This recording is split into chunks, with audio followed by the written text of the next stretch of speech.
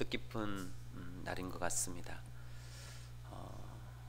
참으로 흐뭇하고 좋은 날인데요. 제가 왠지 막 떨리고 긴장이 되는지 모르겠습니다. 세우신 분들과 또 함께 하나님의 나라를 기대하고 또 꿈꾸게 하신 그 하나님의 마음이 전해지는 것 같아 또 긴장도 되고 기대가 되어지기도 합니다. 우리 세워지신 우리 임직자분들을 위해서 우리 성도님들 함께 해주시고 또 마음을 같이 해주시고 또 잘 섬겨주시고 그래서 하나님의 나라를 확장하고 교회가 번성해가는 그런 은혜가 있기를 주 이름으로 축복합니다. 우리에게는 고착화된 생각, 고정관념이라고 하는 것이 있습니다. 인생을 살다 보면 나도 모르게 고정관념을 갖게 되어지고 그 고정관념에 따라 생각하고 결정하고 행동을 할 때가 참 많이 있습니다. 고정관념이란 사전에 보니까 어떤 집단의 사람들에 대한 단순하고 지나치게 일반화된 생각이라고 정의되어 있습니다. 그러니까 이 고정관념은 개인이나 사물을 보는 시각, 생각, 평가 등 한 방향으로 고정되어 있는 것을 말하고 있습니다. 그런데 많은 사람들이 이 고정관념을 편견으로 생각합니다. 그런데 이 고정관념과 편견은 다른 것이죠. 고정관념이 오랜 시간에 걸쳐서 형성된 일반화된 생각이라면 편견은 어떤 사건이나 사물에 대하여 그것에 갖는 적합하지 않는 개인적인 생각을 편견이라 그러죠. 그래서 편견은 공정하지 못하고 한쪽으로 치우친 그런 생각을 말하는 게 편견입니다. 예를 들면 이런 거죠. 여자는 운전을 잘 못한다. 흑인들은 백인들에 비해서 무식하다. 또 우리가 어떤 편견이 있습니까? 충청도 사람들은 느리다. 네, 이것이 바로 편견입니다. 그런데 고정관념은 다르죠. 오랜 시간에 걸쳐 한 방향으로 고정되어 있는 일반화된 생각을 말하고 있습니다. 그런데 이 고정관념이 우리 일상의 삶에 많은 영향을 끼치고 있다는 것이죠. 일상의 삶뿐만 아니라 우리의 신앙생활에도 많은 영향을 끼칩니다. 그러므로 우리가 이 고정관념을 깨야 합니다. 고정관념이란 생각이 고정된 상태이기 때문에 고정관념에 사로잡히면 새로운 것을 시도하거나 도전하지 못하는 것이죠. 고정관념을 깨지 못하면 미래를 향해 나아갈 수가 없습니다. 여러분, 그것을 잘 보여주는 두 개의 실험이 있는데요. 첫 번째 실험이 벼룩의 실험입니다. 어떤 사람이 두 마리의 이 벼룩을 유리컵 안에 넣어둔 다음에 이제 실험을 했는데요. 이 유리컵 한 30cm 정도 되는 이 유리컵 위에 이제 뚜껑을 달아놓고 그 유리컵 안에 들어있는 이 벼룩을 살펴보게 된 것이죠. 이 벼룩들이 높이 뛰어 올랐다가 머리를 맞고 떨어졌습니다. 원래 이 벼룩은 평균 몇 cm를 뛰는지 아십니까? 60cm를 정도를 뛸 수 있다라고 해요.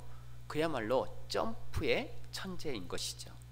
그런데 아무리 뛰어봐도 이 뚜껑이 닫혀 있으니까 밖으로 나갈 수가 없고 오히려 병뚜껑에 머리를 부딪히면서 이 벼룩들이 생각이 서서히 바뀌기 시작합니다. 아무리 뛰어봐야 나는 병뚜껑 이상을 뛸 수가 없구나. 더 뛰어봐야 머리만 아프고 고생이다. 그래서 어떤 생각을 갖게 됩니까? 가만히 있는 것이 좋겠다. 포기하지 않고 계속 튀어오르던 벼룩은 높이 튀어오르는 것을 그래서 포기하고 말았습니다. 이제 유리 뚜껑이 제거되었지만 벼룩은 30cm 이상을 뛰지 않았던 것이죠. 그래서 생긴 말이 뭐예요? 뛰어봐야 벼룩이야 라는 말이 생기게 된 것입니다. 반복된 습관이 고정관념이 되어져서 그 이상의 능력을 발휘하지 못하게 만든 것이죠. 또 하나의 실험이 있습니다. 서커스단에 보면은 보통 코끼리들을 많이 사용하잖아요. 근데 그 전에 이 코끼리들이 이제 서커스 할 때 말썽을 부리면 안 되니까 그 전에 미리 이제 단도리 치고 훈련을 시켜 놓죠. 이 코끼리들을 기들 때 큰 말뚝에 단단한 밧줄로 코끼리를 묶어 둔다고 합니다. 그러면 이 코끼리는 그 자리에서 벗어나려고 발버둥을 치고 이제 몸부림을 치겠죠. 그러나 몸부림을 치면 칠수록 고생만 하게 되어지고 나중에는 코끼리 스스로 아무리 몸부림을 쳐봐도 소용이 없다라고 하는 것을 깨닫게 되어집니다. 1톤의 무게도 쉽게 들어 올릴 수 있는 이 커다란 코끼리도 나는 말뚝의 줄에 매여 있으면 꼼짝을 하지 못한다. 몸부리면 치면 칠수록 힘만 들고 고생만 한다. 그러므로 코끼리가 이런 생각을 갖게 되는 것이죠. 나는 가만히 있는 것이 좋겠다라고 하는 생각을 하게 된다라고 합니다. 그래서 이 생각이 고착화된 다음에 나중에는 이 조련사가 이제 손가락만한 이 나무에 가느다란 줄로 이 코끼리를 메어 놓아도 이 코끼리가 도망도 가지 아니하고 잘 따른다라고 하죠. 이 고착화된 생각이 스스로 자신을 매이게 만들게 된 것이죠. 이게 고정관념의 무서움인 것입니다. 그래서 우리가 고정관념이 깨져야 도전할 수 있습니다. 고정관념이 깨져야 우리가 미래를 향하여 나아갈 수가 있는 것이죠. 고정관념은 이렇게 생각에만 영향을 끼치는 것이 아니라 행동에까지 영향을 미치게 되어 있습니다.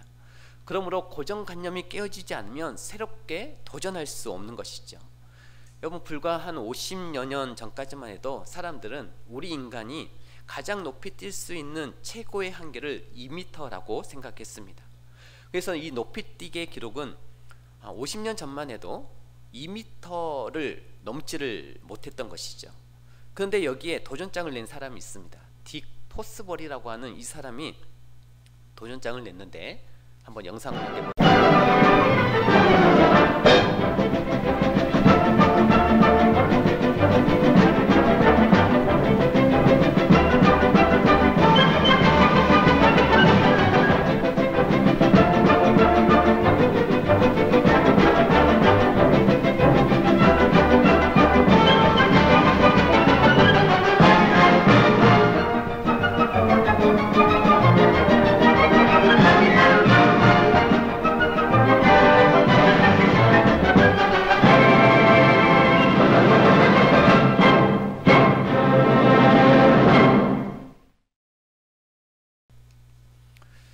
네, 이 딕 포스버리가 이런 생각을 갖게 된 거죠.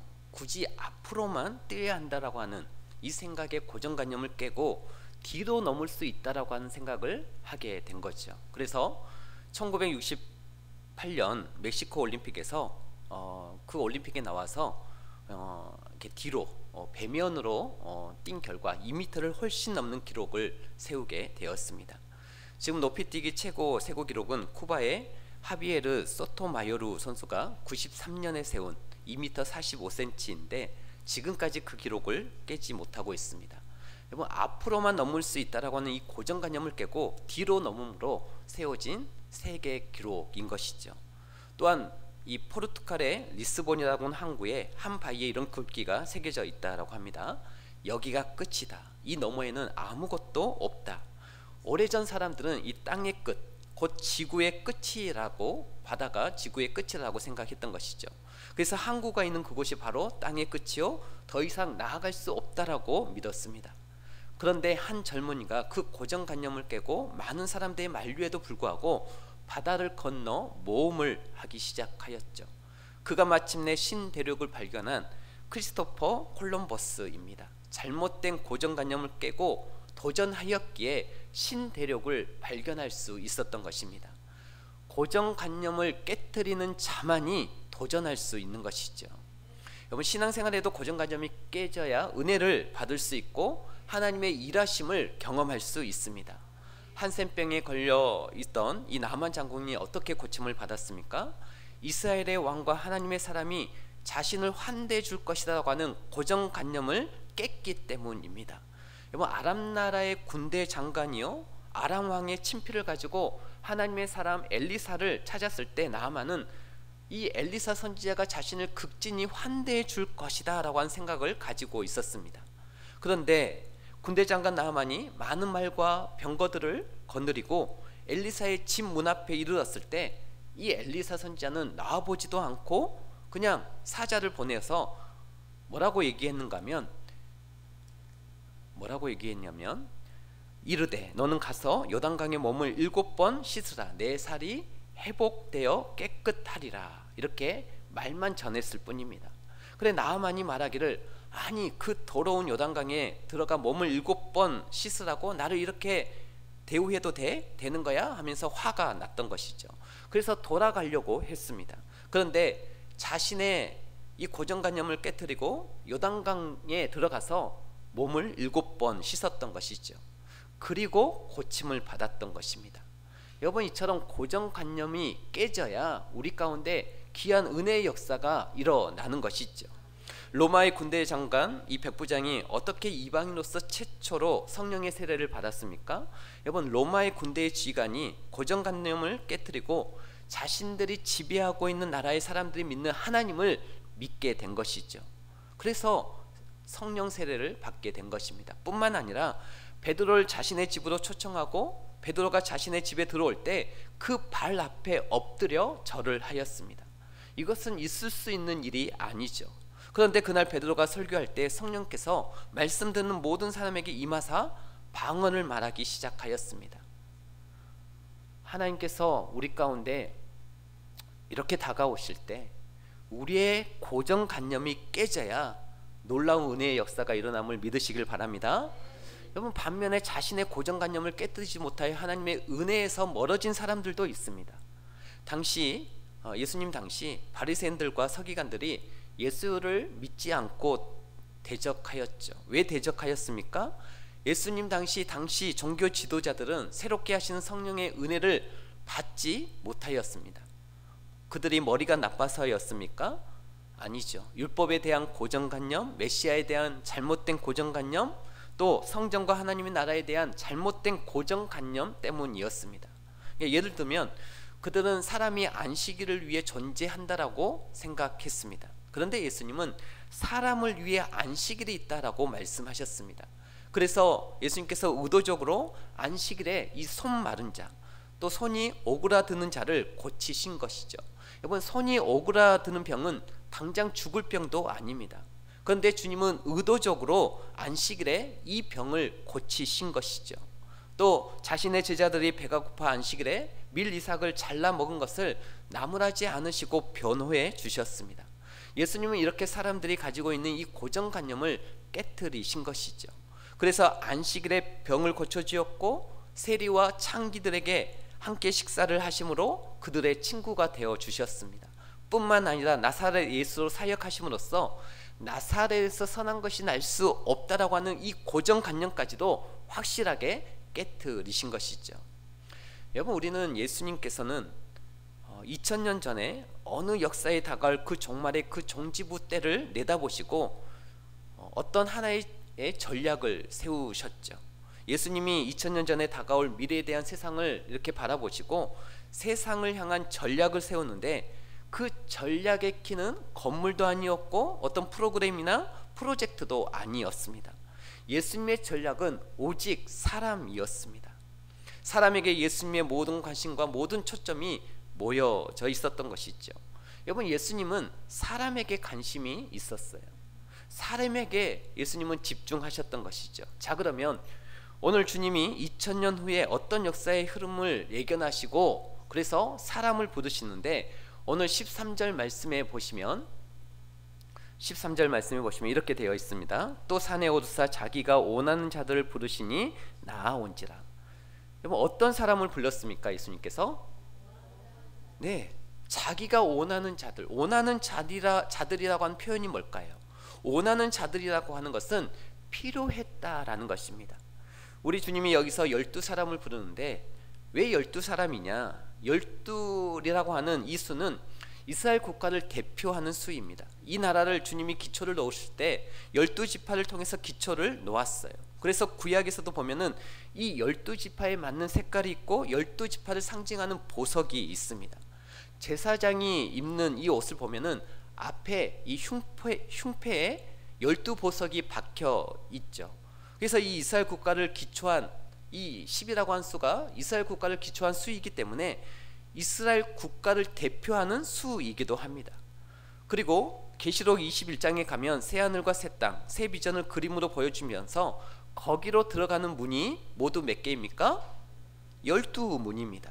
그래서 이 12이라고 하는 이 숫자는 하나님의 세상에 대한 전략적 숫자인 것이죠. 이 세상을 하나님의 나라로 충만케 하시는 그날을 위해서 12이라고 하는 12지파라고 하는 12사도라고 하는 12제자라고 하는 이 기초도를 놓게 된 것이죠. 그래서 이들을 적으로 부르실 때 원하시고 필요로 하여 부르시게 된 것이죠.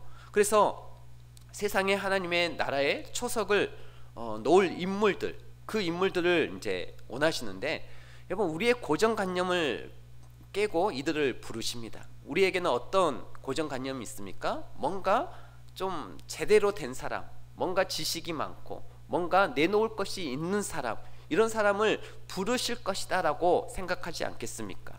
좀 근거나 어떤 그럴 만한 조건이나 그럴 만한 명분과 이유가 있었기 때문에 그들을 부르지 않았겠나, 그렇게 생각할 수 있지만, 그런데 성경은 아주 거기에 대해서 명백한 해답을 우리에게 주고 있는데, 이제 그 이름이 쭉 성경에 나오게 되어집니다. 12명단의 이름이 나와 있어요. 16절을 보시면 이 제자들의 명단이 이렇게 소개되어 있죠. 이 12를 세우셨으니 시몬에게는 베드로라는 이름을 더하셨고, 그러면 여기 시몬이라고 하는 이름은 베드로가 예수님 만나기 전까지 사용했던 자연인으로서의 이름이었습니다. 예를 들면 엄마 아빠가 시몬을 낳았고 이름을 붙이기를 시몬 이렇게 이름을 붙인 거예요. 그러니까 자연인 시몬이었어요. 그런데 이 베드로라고 하는 이름이 언제 바뀌느냐 하면, 요한복음에 보니까 예수님이 베드로를 처음 만나는 순간 이렇게 말씀하십니다. 네가 장차 게바라 하리라. 게바를 번역한 즉 반석이라. 그러니까 이 게바라고 하는 말은 베드로라는 뜻입니다. 다시 말해서 반석이라고 하는 뜻이에요. 여러분 이 반석이라고 하는 뜻을 다른 말로 하면 무슨 말이 됩니까? 반석이라고 하는 말을 다른 말로 하면 돌입니다. 베드로는 예수님이 보실 때는, 처음 만난 순간 보실 때는 그냥 자연석에 불과했습니다. 전혀 정리되어지지 않고 정돈되어지지 않는 정말 자연석이었습니다. 그런데 그 자연석 돌이 어떻게 바뀌죠? 반석이 되어집니다. 교회의 기초가 되어지는, 그리고 그 기초가 되는 신앙 고백을 하게 되는 이 반석으로 예수님께서 이 베드로를 만드시는 것이죠.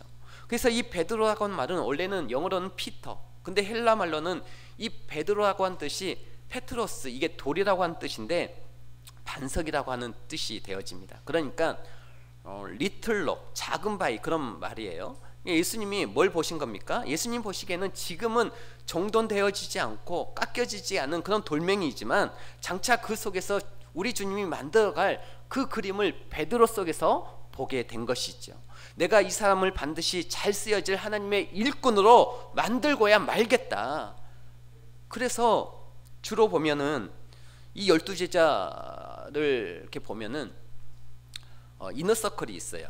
이 말은 핵심 그룹이 있다는 말인데, 보통 우리가 이 예수님의 제자들 중에서 세 사람을 꼽습니다. 베드로, 야고보, 요한. 요 세 사람은 예수님이 산에 가면 산에 따라가고, 시장에 가면 시장에 따라가고, 저 마을로 가면 저 마을로 가고, 예수님이 언제나 데리고 다녔어요. 근데 우리 주님은 그 속에서 뭘 봤어요? 좋은 일꾼의 그림을 그들 가운데 보게 된 것이죠. 내가 너를 반드시 반석으로 만들어 주겠다. 그러니까 성경을 보십시오. 사복음서를 뒤져보면 그 사건의 현장에 항상 누가 있었습니까? 배씨가 있었어요. 배씨 누구예요? 베드로. 언제나 그 사람이 빠지는 적이 없어요. 베드로는 이런 사람이었습니다. 이런 사람이 뭐 쓸만한 조건과 어떤 덕스러움과 여건이 있어서 주님이 부르신 겁니까? 그렇게 할 수 있는 상황이 또한 베드로에게 아니었습니다. 베드로는 가족이 있었거든요. 가족을 떠나서 살 수 있는 환경이 아니었단 말이에요. 그러나 예수님이 부르셨어요. 그 다음에 보시면 17절에 보시면 여기 세베대의 아들 두 아들이 나오는데, 한 사람의 이름이 야고보와 또 한 사람이 요한이에요. 그런데 주님이 이 사람들 가만히 처음에 보시고는 재밌는 별명 하나 붙입니다. 별명이 뭡니까? 보아너게. 우리 한번 따라합시다. 보아너게. 여러분 이걸 옆에 해석을 해 놓았죠. 무슨 뜻입니까? 우레. 자, 우레가 뭡니까? 천둥이란 뜻이거든요. 여러분 성경은요 유머집보다도 더 재밌는 책입니다. 우리가 성경을 참 읽는 시각을 좀 바꿔야 되는데, 우리가 성경을 읽을 때는 우리가 상식으로 좀 읽어야 합니다. 예수님이 여기서 얼마나 이 배꼽이 빠져나갈 만한 유머를 많이 설명해 놓으신지 여러분 아십니까? 하늘에 있는 새를 봐라. 저들이 농부처럼 수고를 하냐, 밭을 갈기나 하냐. 이런 말들은요 그 당시 굉장히 유머 센스거든요. 그런데 우리는 이 성경을 읽으니까 자꾸 우리의 어떤 고정관념으로만 읽다 보니까 우리는 성경을 읽을 때마다 굉장히 심각해요.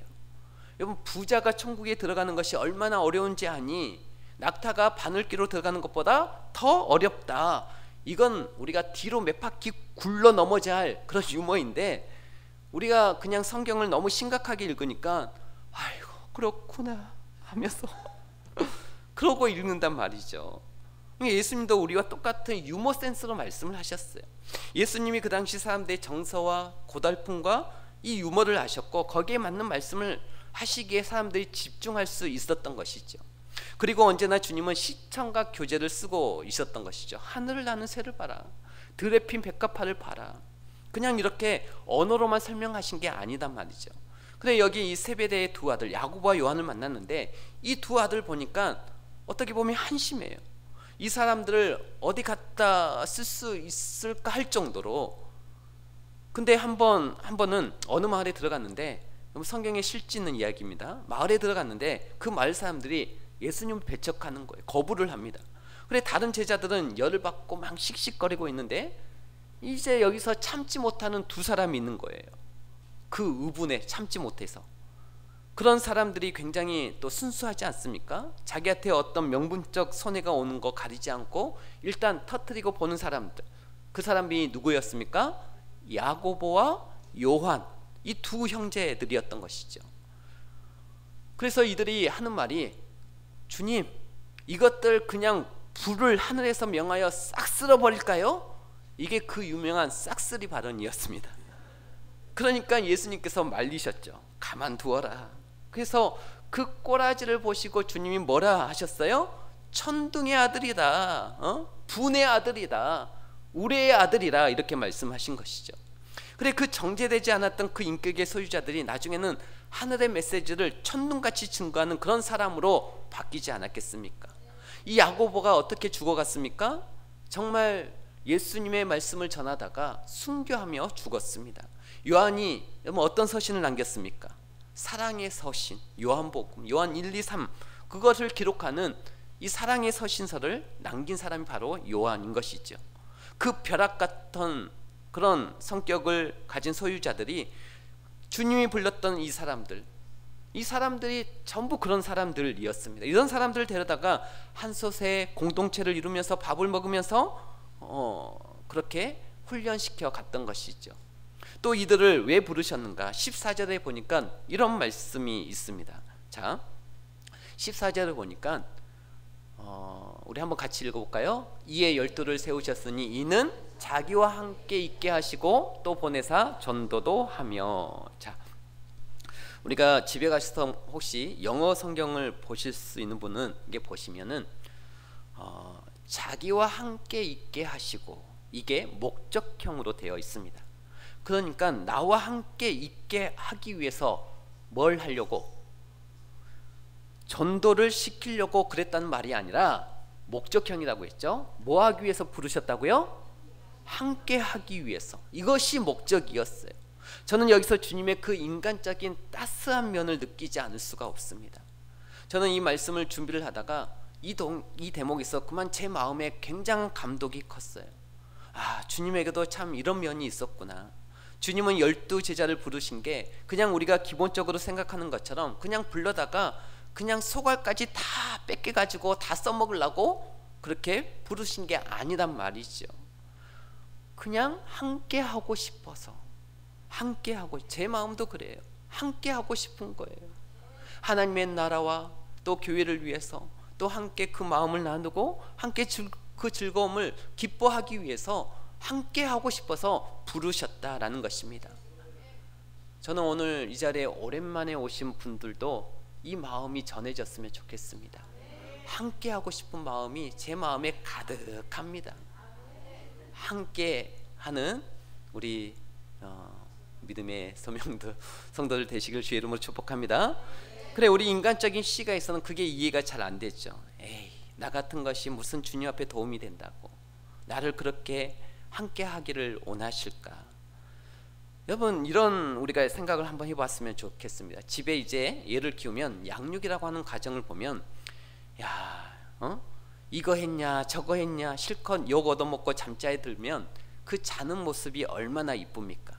근데 자식 새끼 키워보면 키우는 그 자체 과정은 힘이 들지만 그 자식이 건강하게 내 옆에 있어주는 것만으로도 내게 얼마나 이 거친 마음이 씻어지고 내 마음에 위로가 되어집니까? 자식이 있어주는 것만으로도 그렇잖아요. 안 그렇습니까? 그렇잖아요. 그 자식이 존재함으로 주는 위로가 얼마나 큽니까? 여러분, 놀라지 마세요. 우리 예수님이 우리를 그렇게 원하셨다 그 말이에요. 사실 저의 마음이 그렇습니다. 함께 하고 싶은 거예요. 같이 있으면 좋은 거죠. 든든한 겁니다. 그래서 제가 장로님, 권사님, 집사님, 우리가 교회를 위해 이렇게 해보지 않을래요? 함께 하고 싶은 거예요. 그런데 우리는 어떻습니까? 에이, 나 같은 게 뭐, 그런 천하의 교만한 소리를 가끔 할 때가 있죠. 여러분, 나 같은 거라니요.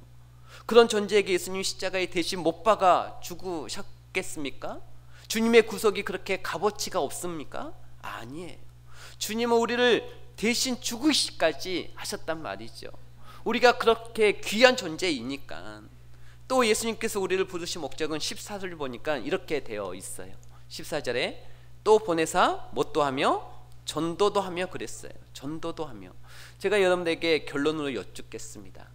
하나님께서는 우리를 부르신 이유와 목적이 있죠.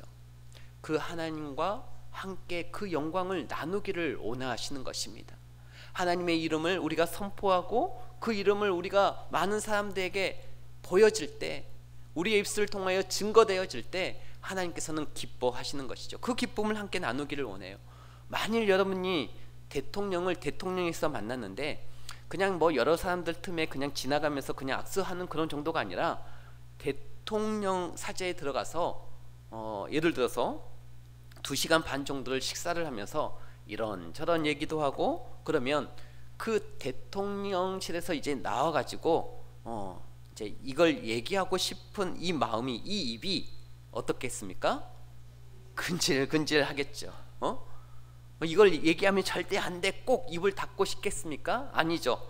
막 사람들에게 내가 대통령을 만났다, 식사 같이를 했다, 이런 얘기를 막 하고 싶을 것입니다. 여러분, 한 나라의 왕하고 악수 한번 한 것만 해도 이게 막 얘기하고 싶어가지고 미칠 지경인데, 사실 우리에게 주어지는 이 직분의 자리, 사역의 자리가 어떤 자리입니까? 그 세상 왕과는 비교할 수도 없는 왕의 왕이신 우리 주 예수 그리스도를 그런 관계로 만난 자리란 말이죠. 그리고 우리를 그렇게 부르셨단 말이에요. 우리가 그 영광스러운 주님을 만난 자리에 그런 간격을 가지고 우리가 이렇게 있다면 나아가서 우리가 어떻게 해야 합니까? 얘기해야 하는 게 마땅한 것 아니겠습니까? 그 주님을 자랑하는 게 마땅한 거 아니겠습니까? 그런데 우리는 어떻습니까? 이거 말하면 안 돼 이러고 다니고 있단 말이죠. 우리를 구원한 이 구원자 왕을 만난 사람들입니다. 만왕의 왕을 만난 존재들이에요. 오늘 여러분들은 예수 그리스도께서 증인으로 부르고 있습니다. 그리고 우리는 그 부르심에 응답해야 하는 것이죠. 이 예배는 그 왕을 아련한 자리이고 그 영광을 대면한 자리입니다. 오늘 그렇게 우리가 쓰임받고 쓰임받는 우리 모든 성도님들이 다 될 수 있기를 주의 이름으로 축복합니다. 여러분, 하나님의 부르심이라고 하는 이 찬양이 있습니다. 가사가 이렇습니다. 하나님의 부르심에는 후회하심이 없네. 내가 이 자리에 선 것도 주의 부르심이라. 하나님의 부르심에는 결코 실수가 없네. 나를 부르신 하나님의 신실하심을 믿네. 작은 나를 부르신 뜻을 나는 알 수 없지만 오직 감사와 순종으로 주의 길을 가리라. 때론 내가 연약해져도 주님 날 도우시니 주의 놀라운 그 계획을 나는 믿으며 살리. 날 부르신 뜻이 내 생각보다 크고 날 향한 계획 나의 지혜로 측량 못하나 가장 좋은 길로, 가장 완전한 길로 오늘도 날 이끄심 믿네. 복음의 증인으로서 삶을 살려면 이 고정관념이 깨어져야 합니다. 내 형편, 내 현실, 내 상황에 대한 이 고정관념이 깨져야 하는 것입니다. 왜냐하면 고정관념은 불신앙의 산물이요 믿음의 적이기 때문입니다.